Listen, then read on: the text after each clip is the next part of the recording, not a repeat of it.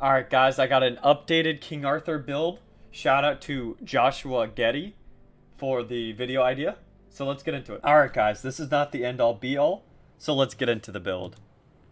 Alright. Bluestone. You get a ton of tick damage every time you use an ability.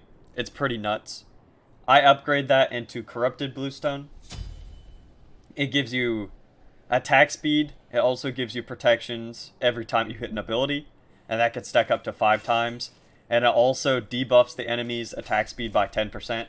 Hunters are super annoying late game. This will help deal with them. Also, I guess assassins too, because they build attack speed. Anybody who builds attack speed, this is good against them.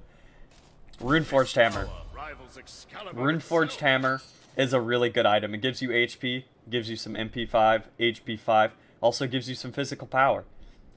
The real thing we're looking at is its passive. 20% more damage if enemies are affected by crowd controls. That's only your damage, it's not other people's damage.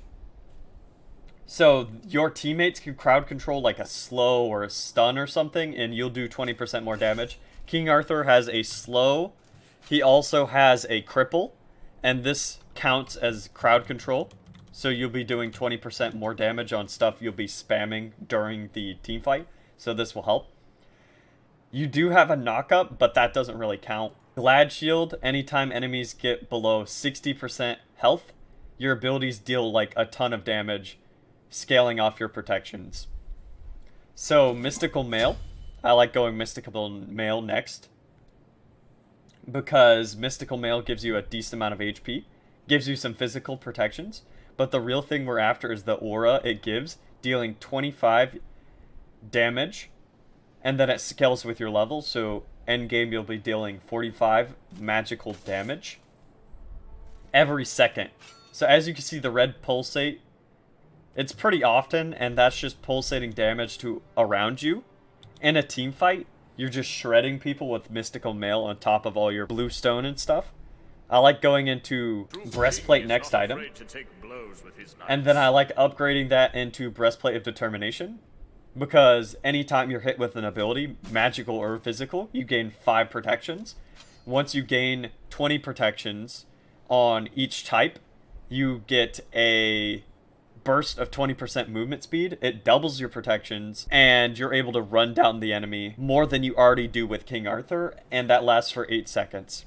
Talisman of Energy is my last item. You need some sort of magical protections, especially in like a game mode like Conquest, where there's tons of damage going around. You need some magical protections. Also gives you quite a bit of HP. Also, anytime Talisman of Energy you get a kill or an assist of like minions, camps, enemy gods, you get increased movement speed, increased attack speed, MP5, and that counts as energy stacks.